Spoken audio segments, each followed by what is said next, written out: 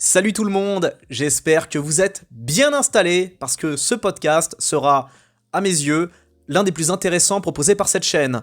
Non pas parce que mon discours sera spécialement pertinent, mais parce que l'actualité qui est en train de s'annoncer prochainement, c'est un truc de fou furieux. Et il fallait que je vous en parle, et rassurez-vous, ça reste en lien avec la chaîne. Alors j'espère que vous allez bien et que vous êtes en pleine forme, je vous souhaite une bonne écoute, et j'en profite pour saluer ceux et celles qui m'écoutent au travail, sur la route, pendant leur ménage, pendant leur sport, pendant leurs activités. Merci de m'écouter, je suis ravi, heureux, honoré de vous tenir compagnie. Et j'espère que ce podcast vous plaira, je compte sur vous pour qu'on en discute dans les commentaires, et je sais, je n'ai pas répondu à tous les commentaires sous mon précédent podcast, mais ça va venir, je vous promets que je vais prendre plus de temps pour répondre, c'est juste que là en ce moment c'est pas mal la course, mais je vous vois, je vous lis, et je vais vous répondre. Pour l'instant, la chaîne est à taille humaine, ça va rester comme ça pendant un petit moment, et je vais répondre. Déjà, je réponds à quasiment tout le monde sur Instagram, à ceux qui me suivent sur Insta, mais sur YouTube, j'ai un peu de mal à répondre, on va dire en temps et en heure, car généralement, j'ai droit à des textes, à des commentaires très riches, très fournis, très intelligents, très pertinents, et ça me demande du temps et de la réflexion pour répondre, car j'ai pas simplement envie de lâcher un OK, un cœur ou un vu, quoi. Donc, donnez-moi un petit peu de temps, surtout à ceux et celles qui m'écrivent des longs textes.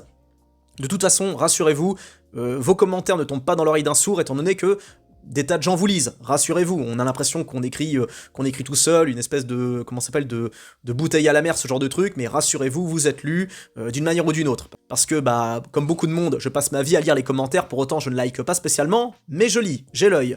Comme vous. Bref, en tout cas, je vous salue, et c'est parti pour ce podcast, un podcast où je vais parler à cœur ouvert, et où je vais aborder un thème qui me tient à cœur, le thème de l'intelligence artificielle, et en même temps, le thème de l'avancement de l'humanité, car à l'heure actuelle, nous sommes le 23 janvier 2025, et comme je l'ai dit, je crois là aussi dans mon dernier podcast, où je parlais de notre vision biaisée par Hollywood, à savoir notre vision du futur, qui est globalement dramatique, angoissante, flippante, parce qu'on a été tout simplement abreuvé par des films qui nous vendaient un futur qui fait pas du tout rêver.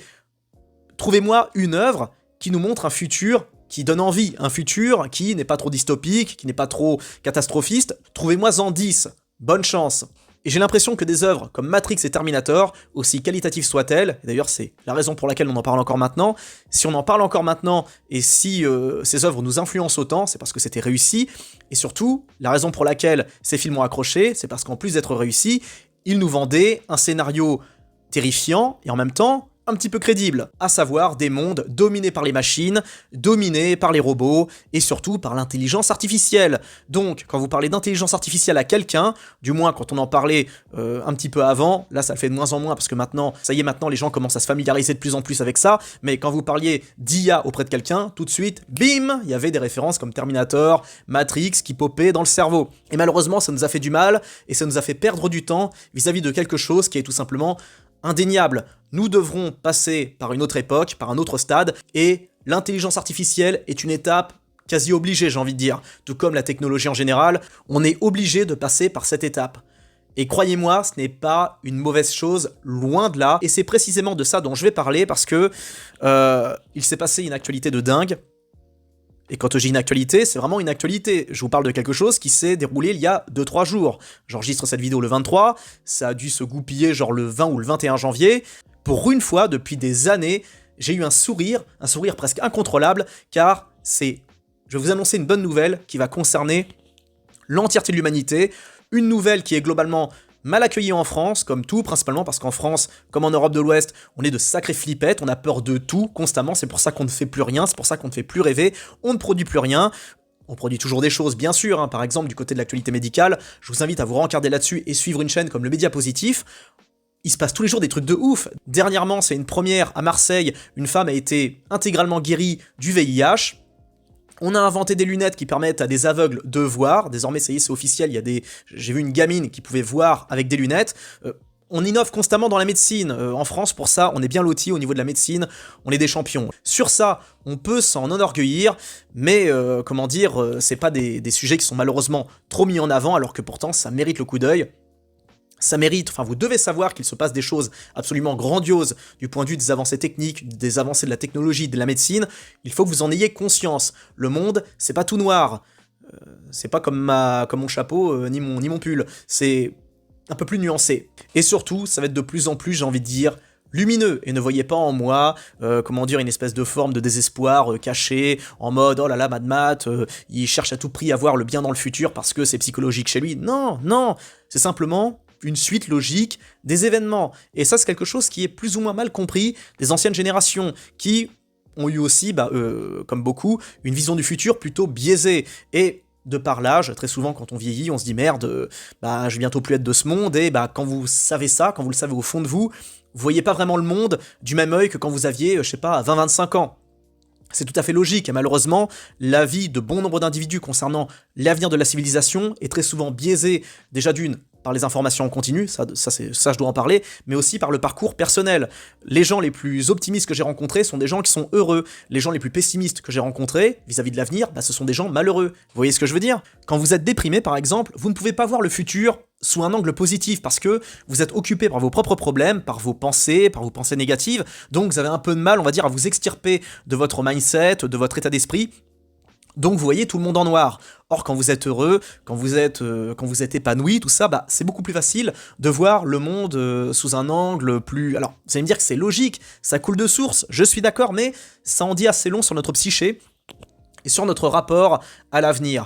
Et je voulais rebondir sur un truc justement, si ça peut aider, je balance une bouée de sauvetage comme ça, à ceux et celles qui sont dans cette problématique, même si j'ai l'impression que c'est en train de se diluer tout doucement avec le temps, mais...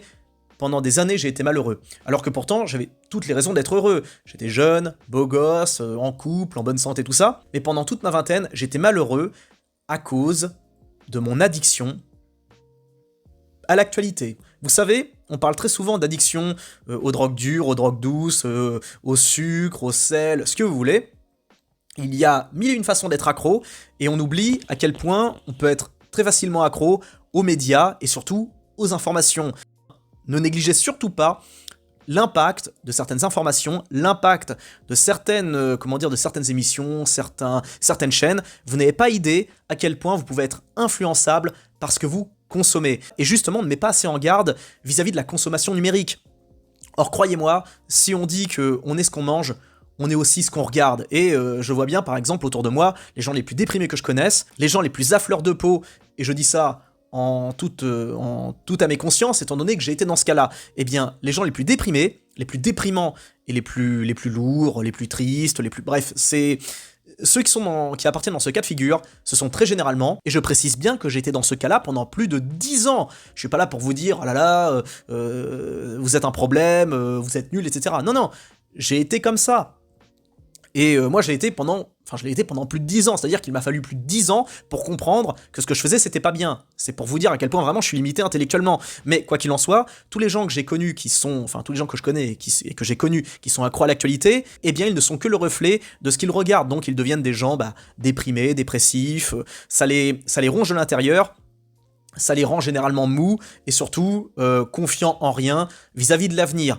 Rien ne va jamais assez, l'économie, la médecine, rien n'est jamais assez bien pour eux, rien ne va, tout est noir, il n'y a aucun avenir, il n'y a aucun espoir, alors que pourtant, eh bien comme tout le monde, ils mangent 3 fois par jour, ils ont des soins médicaux, ils sont pas à plaindre, même quand ils sont pauvres, et ça c'est quelque chose qui est plutôt intéressant et en même temps dramatique, alors que personnellement, depuis que je consomme des vidéos qui sont beaucoup plus chill. Par exemple, j'ai troqué toutes les vidéos d'actualité pour des vidéos d'animaux. Je vais pas vous mentir, je regarde des vidéos d'animaux régulièrement pour m'envoyer un petit boost de dopamine, vu que j'habite en ville, j'ai pas accès à des fermes ou des trucs comme ça, donc de temps en temps je regarde des vidéos, des animaux de basse-cour, des animaux sauvages, tout ça, et ça me fait beaucoup de bien. On va dire, ça désembrume mon état d'esprit. Donc, faites bien attention à ce que vous consommez. En tout cas, moi j'ai complètement stoppé les chaînes d'information, je passais ma vie vraiment à scroller sur les réseaux sociaux, à lâcher des commentaires, sur Instagram, sur Twitter, n'importe où. J'étais accro à l'actualité, ça me faisait du mal et je pourrissais la vie de mon quotidien parce que ça me tirait vers le bas, je faisais chier tout le monde avec l'actualité et c'était pas sain, on construit rien avec ce genre d'état d'esprit. Et depuis que j'ai lâché complètement l'affaire avec ça pour me concentrer sur la chaîne et sur mes projets à côté, eh bien écoutez, je suis beaucoup mieux mentalement, j'avance beaucoup plus dans la vie, je suis beaucoup moins embrumé, beaucoup moins pessimiste vis-à-vis de l'avenir, ça va beaucoup mieux et j'estime être dans le vrai par rapport à celui que j'étais autrefois, c'est-à-dire quelqu'un qui voyait tout en noir, qui pensait qu'il n'y avait aucun avenir, qu'il n'y avait aucune possibilité. C'est faux. Il y a des possibilités, il y a des opportunités. Je vais pas dire que c'est à vous de les saisir ou de les provoquer, mais presque. En tout cas, la majorité, enfin la plupart de ce qui découle de votre vie, ça vient avant tout de vous et de personne d'autre. Et en ce qui concerne les informations, je vous invite, si vous voulez rester au fait des actualités, parce que, attendez, c'est pas parce que j'ai arrêté de suivre l'actualité que je ne suis pas au courant de ce qui se passe. Vous croyez que je suis pas au courant du niveau d'insécurité? Vous croyez que je suis pas au courant des problèmes d'hôpitaux, les hôpitaux qui sont surchargés, les problèmes de dumping social, de chômage, etc. Non, non, je suis très bien placé pour en parler, vu que je suis pauvre, et vu que je suis, on va dire, au contact de cette réalité, bien plus que certains. De toute façon, vous ne pourrez pas échapper aux informations, je veux dire au minimum syndical, vu que la plupart des chaînes de télé font de l'information ou de la réinformation. L'autre jour, j'ai rallumé la télé, il n'y avait que ça, on ne parle que de politique H24, c'est un truc de malade mental, c'est un truc de fou furieux, mais ça malheureusement c'est un truc bien français qu'il va falloir éradiquer, c'est notre capacité à parler, sans rien proposer derrière. On est bon que pour le jugement, la critique, et c'est tout. Et c'est la même chose sur les RS, tout ça. En tout cas, je vous invite à lever le pied vis-à-vis de l'actu et vous concentrer plutôt sur tout ce qui tourne autour de l'actualité régionale, de ce qui tourne autour de chez vous, de votre municipalité, de votre ville. Intéressez-vous à ce qui se passe dans votre localité. C'est beaucoup mieux et beaucoup plus sain que vous intéresser à ce qui se passe dans le monde, les tragédies à droite à gauche. Parce que, globalement, ça ne fera que vous tirer vers le bas. Pour autant, il y a des informations, des grosses informations qu'il faut surveiller. Et là, on en a une qui vient de tomber, ça y est, j'y viens enfin. C'est un titre de film, le truc, mais littéralement, hein, la chose dont je vais vous parler, ça porte le nom d'un film et d'une série. Avez-vous entendu parler du projet Stargate? Il y a très peu de chances pour que vous en ayez entendu parler, car dans les médias français, c'est pas vraiment de ça dont on parle en ce moment. On parle de Trump, on parle de ce qu'il a fait de mal, de ce qu'il fera de mal, voilà, on le flingue, on le dénigre, hein, on s'y attendait, on le sait. Nos médias ouvrent le feu vis-à-vis de Trump, vis-à-vis de Musk, tout ça, on a bien compris que Trump et Musk n'avaient pas, on va dire, la cote auprès de nos médias, ce que je trouve complètement sidérant et surréaliste. On a le droit de ne pas aimer Trump, comme on a le droit de ne pas aimer Biden. Et en ce qui me concerne, je n'ai aucune, j'estime, habilitation morale pour juger des gars comme Trump, ou même Biden, alors que pourtant Biden c'est quand même gravement tentant, vu que le mec était sénile les 3/4 du temps. Franchement, ça manque un petit peu l'époque Biden, hein, parce que tous les mèmes qu'il y avait sur lui, à chaque fois qu'il apparaissait, on se demandait quelle connerie il allait faire. Franchement, ça manque presque, hein. C'était un petit peu le François Hollande américain, dans un autre délire, dans un truc, dans un comment ça s'appelle, mais à travers un prisme un peu plus dramatique quand même, parce que le pauvre était atteint de sénilité, pardon. Bon, eh bien, j'estime ne pas être en mesure de critiquer Trump ou Biden, compte tenu de qui on a aux manettes. Soyons humbles un minimum, on l'a élu 2 fois de suite. Donc j'estime que nous, petits Français, nous ne sommes pas les mieux placés pour se permettre de juger les autres, qu'on apprenne déjà à, à élire correctement, qu'on apprenne à déjà arrêter de parler pour ne rien dire, ce sera déjà pas mal. Et justement, ce que je vois, c'est que les médias parlent beaucoup de Musk, de son geste, tout ça, des décrets qu'a signé Trump directement en arrivant, mais personne ne parle du projet Stargate. Alors que c'est sans aucun doute le projet qui va bouleverser l'humanité pour toujours. Là, on tient quelque chose qui me fait rêver. On tient ici quelque chose aux dimensions prométhéennes, et je vais vous lire ce que c'est. Accrochez-vous bien. Je vais vous lire un article de France Info, j'aurais pu toper un article américain, tout ça, vous le traduire, mais je vais rester sur les actualités françaises, parce que vous allez voir à quel point, là aussi, c'est plus ou moins biaisé, parce que l'article que je vais lire, ça va être 90% de vent et 10% de concret. Et justement, les 10% de concret, c'est le plus important, et c'est limite éclipsé par rapport au reste, parce que vous allez voir que l'article est bien orienté, ou plutôt désorienté, mais vous inquiétez pas, je vais le réorienter dans la bonne direction. Ce que l'on sait de Stargate, le projet à 500 milliards de dollars de Donald Trump dans l'intelligence artificielle. Cette initiative doit permettre de bâtir des infrastructures physiques et virtuelles pour porter la prochaine génération d'intelligence artificielle, et créera plus de 100 000 emplois aux États-Unis, a vanté le président américain mardi. Donc en gros, là l'article, je le lis un petit peu en mode, oh là là, le président promettrait 100 000 emplois, Trump essaye de se montrer comme un grand entrepreneur, un grand chef d'État, c'est encore un peu vague. Mais vous inquiétez pas, on va rentrer dans le vif, surtout vers la fin. Je précise que, vous voyez cette photo, j'ai regardé la vidéo, et c'est marrant parce que d'après ce que j'ai compris, en gros, les 500 milliards qui sont investis, c'est pas 500 milliards qui viennent de la poche de l'oncle Sam, ça vient pas de la poche du contribuable américain. À vérifier, hein, mais d'après ce que j'ai pu lire, enfin, à vérifier, j'ai vérifié, mais si quelqu'un a une source, pour me contrer, qu'il n'hésite pas, mais j'ai cru comprendre que les 500 milliards investis venaient de fonds privés, d'entreprises privées, ce genre de truc. Donc ça vient pas de la poche des Américains, ça vient pas du contribuable, quoi. C'est un projet, on va dire, privé, mais au service de l'Amérique, enfin des USA. C'est juste génial. Et ce que j'adore sur cette photo, c'est vous voyez 3 personnes, 3 hommes, donc vous voyez un japonais et ces 2 mecs-là, et ces 3-là, ils vont sans aucun doute dessiner le visage de l'humanité de demain. Alors, attendez un petit peu. D'ailleurs, je note que beaucoup d'entre vous, parce que je sais que certains d'entre eux me suivent, et je vous jette pas la pierre, attention, mais beaucoup sont très réticents vis-à-vis de l'IA, beaucoup sont très... ont une vision, alors non pas défaitiste, mais un peu désabusée en mode... Ouais, je suis d'accord, Mad Matt, mais, c'est le oui, mais, ou alors le non, mais, tu vois, le oui, mais l'IA, ça va pas remplacer ceci, ça va pas faire cela, ça va nanana. Les gars, ils sont constamment à réagir, surtout à rebondir, c'en est fatigant, ça, ce sera pas possible, ça, on pourra pas, ça, ceci, ça, cela. Ce sont exactement les mêmes mecs qui disaient, dans les années 50, qu'il était impossible d'envoyer des fusées dans la stratosphère, sur la Lune, d'envoyer Gagarine dans l'espace, ce genre de trucs. Ce sont les mêmes qui, avant l'arrivée de la bagnole, disaient « Non mais de toute façon, attendez, rouler avec 4 roues et un moteur, c'est n'importe quoi, ça remplacera jamais le cheval, ça remplacera jamais les carrosses, les diligences, ce genre de trucs. » Ce sont constamment les mêmes, j'ai remarqué, et alors il y a toujours la posture morale, l'espèce d'arrogance, en mode « Non, mais c'est pas possible, parce que ceci, cela, machin, etc. » Les faits vous donneront tort, le futur vous donnera tort, donc sans vouloir vous juger, comprenez que cette vision-là, celle que vous avez, pour beaucoup d'entre vous, elle est dépassée, quasiment obsolète. Je ne dis pas qu'il faut accepter tout de ce qui arrive via le futur, mais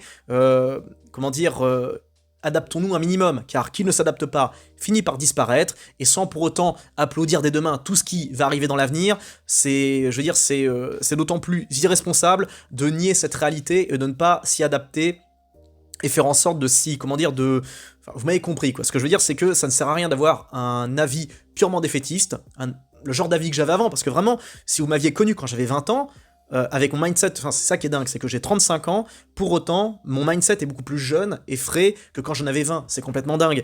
Quand j'avais 20 ans, si on me parlait de futur, pour moi, ça n'avait aucun sens. Pour moi, déjà, je crois que j'ai dû avoir 26 ans quand j'ai acheté mon premier smartphone, donc c'était en 2016.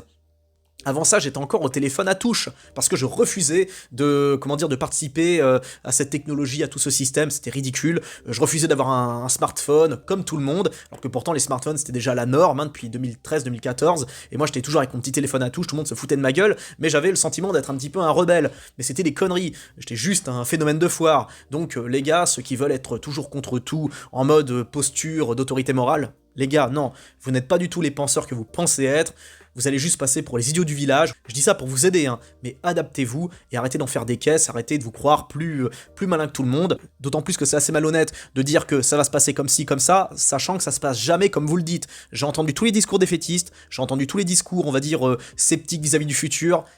Tous ces discours se sont plantés, et je précise bien que je faisais partie de ces,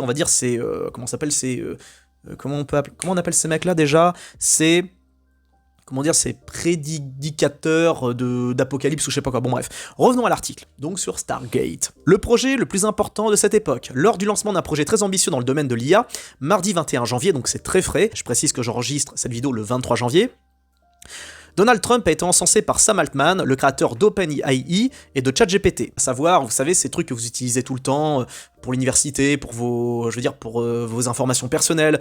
Désormais, c'est officialisé, on est presque, pas complètement, mais presque dépendant de l'IA.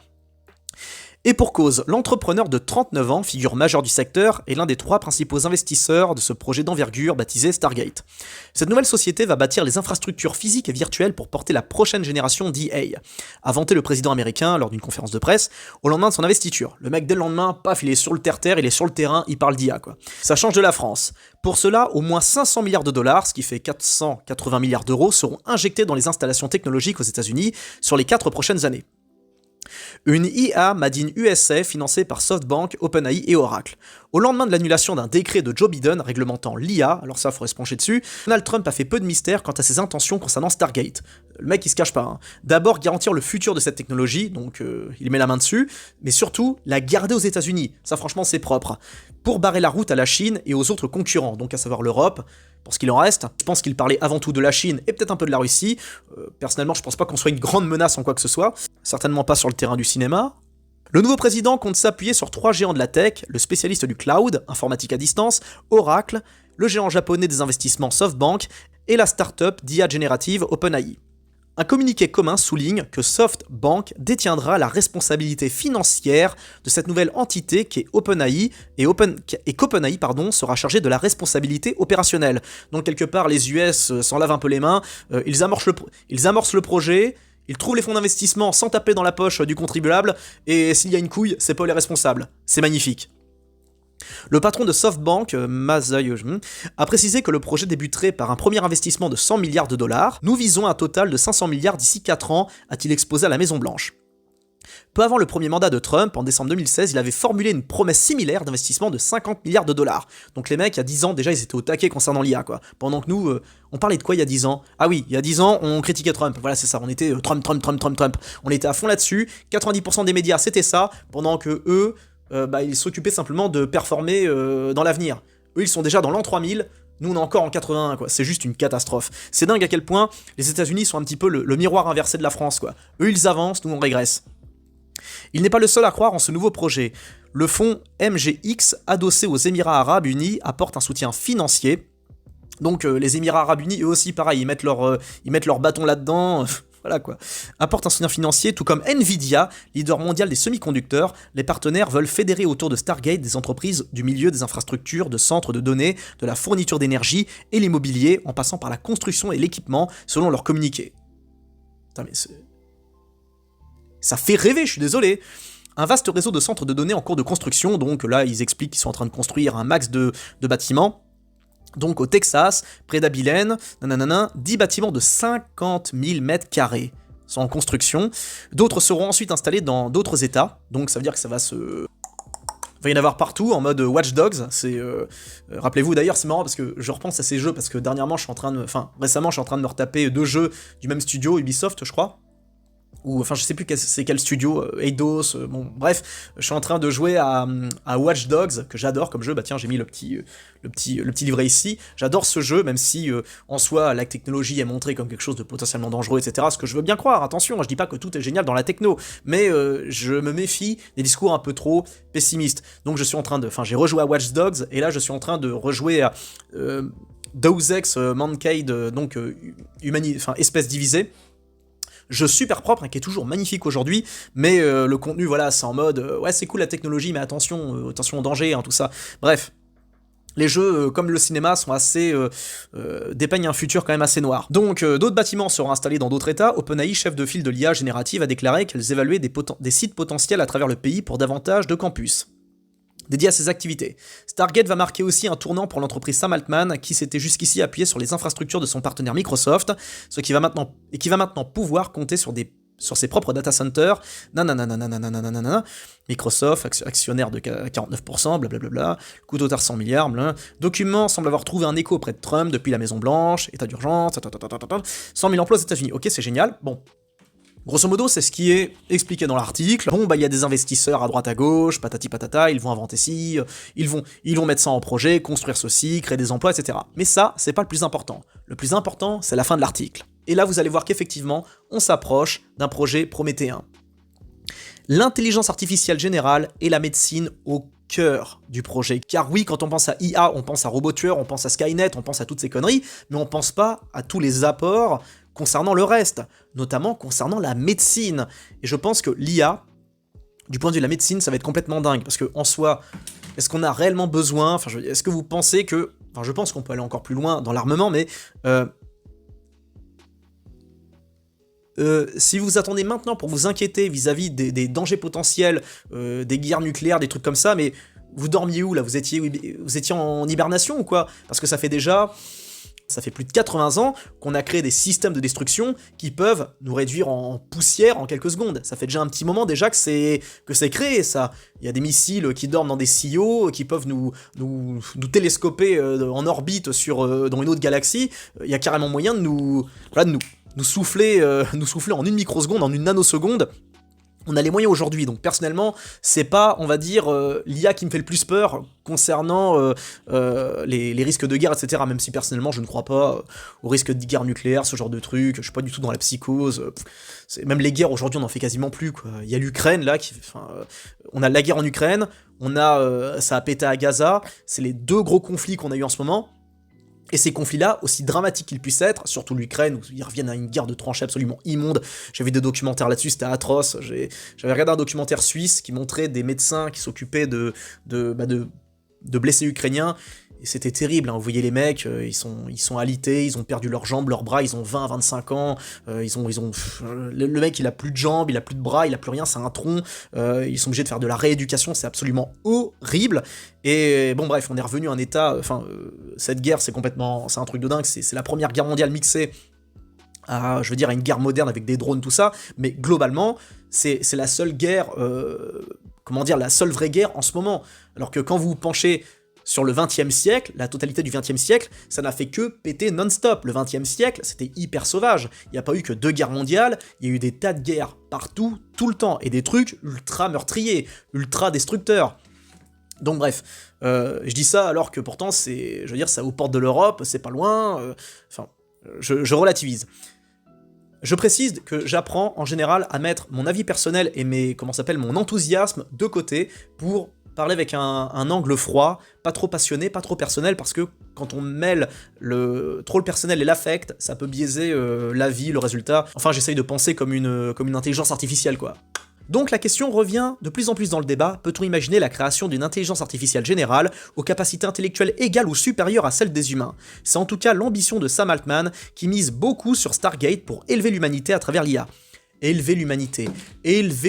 Trouvez-moi un président, trouvez-moi un dirigeant français capable de dire ça, ou même un dirigeant d'Europe de l'Ouest. Élever l'humanité. Non mais ce genre de projet, je suis désolé, mais c'est... Personnellement, je suis un être inachevé, je n'ai pas vécu ce que j'aurais voulu vivre, je n'ai pas le corps que je veux, je n'ai pas la tête que je veux, je n'ai pas la... Comment ça s'appelle ? C'est peut-être ça aussi qui fait que j'ai la niaque, c'est que je vois, là pour le coup, là c'est l'affect qui parle, je vois dans cette potentialité, je vois dans cette technologie, l'opportunité de pouvoir se refaire, de recommencer à zéro, de s'améliorer, de se recréer, et ça fait rêver, parce que je pense pas être le seul dans ce cas de figure, mais ça je vais en parler un peu plus après. Là oui, c'était purement passionnel, mais je sais aussi me mettre de côté. Moi, ce qui m'importe, c'est l'avenir de l'humanité. C'est ce qui va venir après nous, après moi. Moi, je veux que dans l'avenir, on soit des êtres absolus, où on aurait des bras bioniques, où on puisse vivre jusqu'à 300 ans en ayant la même gueule qu'à 25. Moi, c'est ça que je veux dans l'avenir, hein. Je vais être honnête avec vous, hein. Je suis pas du tout dans un délire. Enfin, je ne suis plus dans le côté traditionnel, machin, etc. Même si j'amorce cette vie comme tout le monde, à savoir une vie classique, mais dans le futur, j'espère qu'on sera encore au-delà, qu'on aille encore plus loin. Et je rappelle que déjà, ce qu'on vit à l'heure actuelle, aujourd'hui à l'instant T, ce qu'on vit maintenant, on est déjà des hommes du futur, par rapport à ce que vivaient nos ancêtres il y a environ 100 ans. Je vous rappelle qu'aujourd'hui, si vous le voulez, vous pouvez vous refaire les dents, vous pouvez vous faire une greffe de cheveux si vous êtes calvicier, vous pouvez, vous améliorer votre vue via une opération des lasers. On est déjà quelque part des êtres transhumains, quoi. On est déjà rentré dans le transhumanisme depuis un petit moment. Donc voilà, on a déjà commencé à amorcer ça, et les générations qui vont venir, elles vont voir le futur, elles sont pas prêtes, quoi. Et nous, surtout, on n'est pas prêts. Donc, élever l'humanité à travers l'IA, concevoir une AGI est infaisable sans le soutien de Trump, à assurer aux côtés du président américain. C'est vrai que j'ai du mal à imaginer Biden dans son état à parler d'intelligence artificielle, ça aurait été assez fun de voir ça. L'autre chantier évoqué par Larry Ellison, là on arrive à la fin, lors de la conférence de presse, concerne les dossiers médicaux électroniques. Grâce à Stargate, a-t-il clamé, des médecins vont pouvoir consulter les pratiques de leurs confrères sans être au même endroit. Il a cité comme exemple la possibilité qu'un médecin de la réserve d'Indian River puisse voir comment un confrère du Memorial Sloan Kettering traiterait un patient. D'autres perspectives ont été évoquées, à l'instar de la possibilité de dépister de nombreux cancers par des tests sanguins. Parce que voilà, c'est ça le truc, les gars. C'est que l'IA, c'est pas qu'un truc qui va nous foutre dans la 4ème guerre mondiale. Enfin, 3ème, 4ème, je sais plus. Mais ça va faire... L'IA va nous permettre des bonds en avant juste inespérés dans la médecine. Guérison des cancers, guérison des maladies, auto-immunes, ce que vous voulez. Possibilité de recourir au rajeunissement des cellules, car on y arrivera, c'est une question de temps. Du moins, c'est vers ça que les États-Unis vont. Ne vous inquiétez pas, on finira par y goûter comme d'habitude, c'est comme tout, hein. Parce que beaucoup disent « Oui, mais regarde, c'est les riches qui vont servir en premier », mais c'est toujours comme ça. Les riches vont se servir en premier, au fur et à mesure que ça avance, nous aussi on y aura droit. Le téléphone portable au début, c'était les gens qui avaient de la thune qui en avaient, maintenant n'importe quel mec au chômage peut avoir le dernier iPhone. Donc C'est une question de timing, c'est une question de temps, et de toute façon, enfin tiens, c'est pareil, je repensais à ça, pareil, je pensais à un film comme Elysium, qui nous vend pareil un futur horrible, etc., mais en réalité c'est complètement délirant, et comment dire, et contradictoire ce qu'il nous montre, parce qu'il nous montre à la fois une société ultra moderne avec des robots, etc., et en même temps il nous montre une humanité complètement paumée, dégénérée, qui fait que des conneries à la Mad Max, où il y a des problèmes de nutrition, etc. Mais non, si on arrive à un stade où on fait marcher des robots qui ont une conscience, etc., croyez-moi qu'on sera sans problème, on arrivera à éradiquer les problèmes de faim dans le monde. Et pour ceux et celles qui ont peur au fait que, oui mais regarde, si on meurt plus du cancer, si on n'est plus malade, si on est jeune éternellement, comment on va faire, on va être surpeuplé. Non, parce que les gars, il y a aussi un autre truc qui va se mettre en branle, c'est l'évolution des capacités cognitives.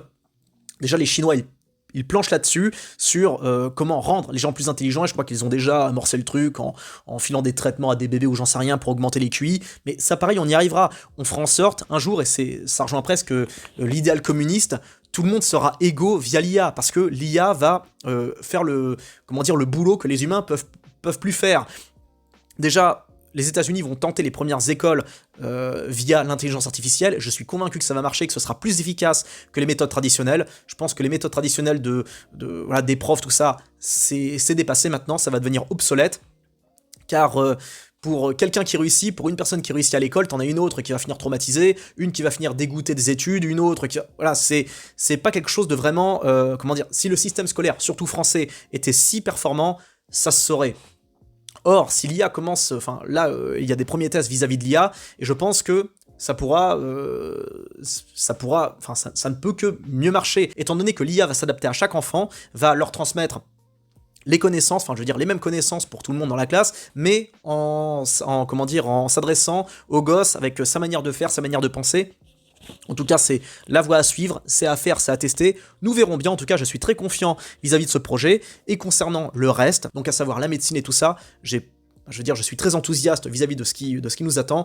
Et ce qui me fait peur, ce sont les Français, notamment, leur réaction toujours inquiète vis-à-vis de l'avenir, parce que j'ai l'impression qu'en France on a peur de tout, systématiquement faut qu'on remette tout en question, qu'on soit toujours à sortir des éléments de langage, parce qu'on n'a pas pu s'empêcher de faire de la pause rhétorique, alors que la question n'est plus à ça, la question n'est plus à la ramener pour savoir si c'est bien, c'est mauvais. On a changé d'époque, on a changé de système, on a changé de monde, et on doit changer de mindset. Or, on est pour le coup les derniers à avoir pigé que le monde a changé. Or, le monde est en train de changer sous nos yeux, et visiblement, on s'adapte pas. Je lis les commentaires sous par exemple, le truc de Stargate, les écoles composées par l'IA, je vois les commentaires, mais les gens sont complètement hors sol. Ils prennent tous ça d'un œil méfiant. Oh non, c'est nul, regardez, on se croirait dans Black Mirror, etc. Non mais les gars, je veux dire, réfléchissez un peu, quoi. Non, ce n'est pas négatif, ce n'est pas... Moi, ça me fait rêver, d'ailleurs, c'est aussi ça qu'il faut noter. Ça remonte à quand, la dernière fois que la France vous a fait rêver politiquement? Ça remonte à quand? C'est quand la dernière fois qu'un chef d'État vous a fait rêver? Mais littéralement. Et vous a pas sorti un discours infantilisant qu'on pourrait sortir à n'importe quel enfant en classe de 5e. Moi, excusez-moi, j'ai pas souvenir d'un chef d'État qui sorti un truc qui fasse vraiment rêver ces dernières années. Et là, on a des mecs qui disent des trucs du style « on va faire avancer l'humanité ». Qu'est-ce que tu veux faire contre ça? Enfin, qu'est-ce que vous voulez faire? Et... voilà, c'est ce que je voulais vous partager. En partie, je me doute bien que l'IA aura des couacs, va pas être... D'ailleurs, on parlait de ça justement, il y a des mecs qui me disaient « Oui, mais regarde, ça va pas être possible parce que l'IA, tu vois bien que c'est pas encore au point. » Mais c'est normal, c'est pas encore au point comme tout. Ça demande du temps Parce que le problème, c'est que les gens veulent tout de suite et ils ne comprennent pas, que ça demande du temps, surtout dans des projets pareils, qui demandent énormément de ressources, énormément d'argent, tout ça. Mais on y arrivera. On arrivera à un stade où l'IA pourra servir de psy, de prof, de conseiller matrimonial, n'importe quoi. Ça ne peut que nous aider. Ça ne peut que nous aider à progresser. Et pour ceux et celles qui ont peur de l'avenir, parce que souvent j'entends des trucs du style « Oui, mais regarde, vis-à-vis de l'IA, ce que tu dis, la médecine, le fait que ça nous améliore, à la fin on va tous se ressembler, on va tous être des clones, on va plus avoir notre personnalité. » Mais qu'est-ce que c'est que ces conneries? Je veux dire, vous croyez... Vous voulez qu'on se renseigne sur le taux de dépression, de gens qui sont malheureux, mal dans leur peau, etc.